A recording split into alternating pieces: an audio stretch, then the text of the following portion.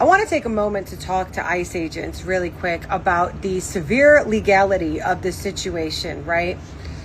Right now, you're operating under the premise that you have full reign to do whatever you so please. And at present, the current administration is doing the same. So I can understand why you think that somehow this ability extends to you.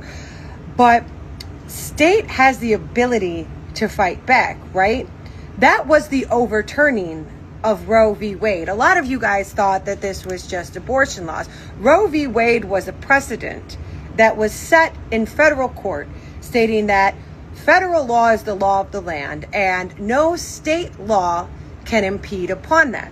When they overturned that precedent, that means that state law can impede against federal law. The state can set forth whatever laws they so choose in that state, contrary to what federal law is.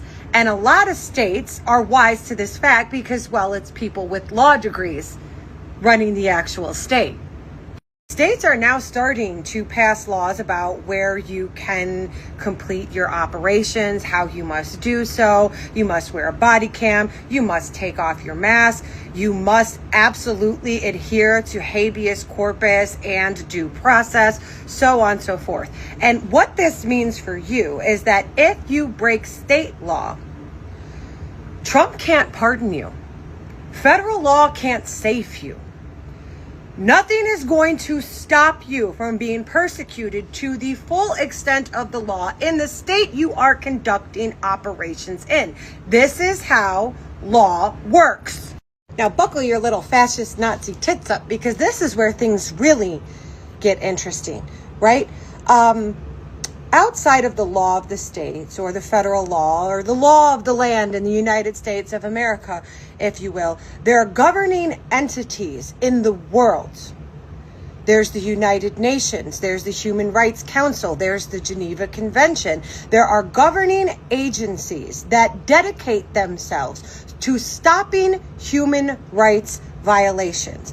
If you're banking on the fact that you can dominate the American people with free reign from an executive order that came from a fascist dictator violating the Constitution and checks and balances, and there's going to be no repercussions, maybe the American people might not be the one to bring down the hammer on you. Maybe you might be tried in a court of global law. And the thing about that you have to remember is, historically speaking, every single fascist dictator who has ever violated human rights has fallen. Every single one. It is not a question of if, it is a matter of when.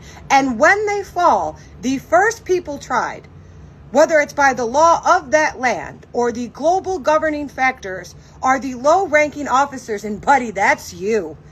Now that we've got all that fun legal stuff out of the way and you guys understand that at some point in the near future, you are absolutely and unavoidably going to deal with the full legal weight of all of your consequences, I want to talk about ICE agents overall, because really there's only two types. Number one is the racist white man. The incel who spent his entire life playing Call of Duty in his mom's basement, jumping up at the chance to cosplay his bird chest in tactical gear and live out some military fantasy that was inspired by his war hero of a grandfather who actually fought fascism just so you could be a disgrace of a human being jumping at the opportunity to fucking work for one. What the fuck is wrong with y'all? What the fuck is wrong with white men in the United States in general? Like, there's only three options for you guys: a woman-hating racist podcaster, a mass and school shooter, or a fucking ICE agent. Lock in and do better. The second type of ICE agent is probably far worse to me because it is the Black and Latinos working for ICE, right? You guys are working with racist white men for a racist white man to attack your own community.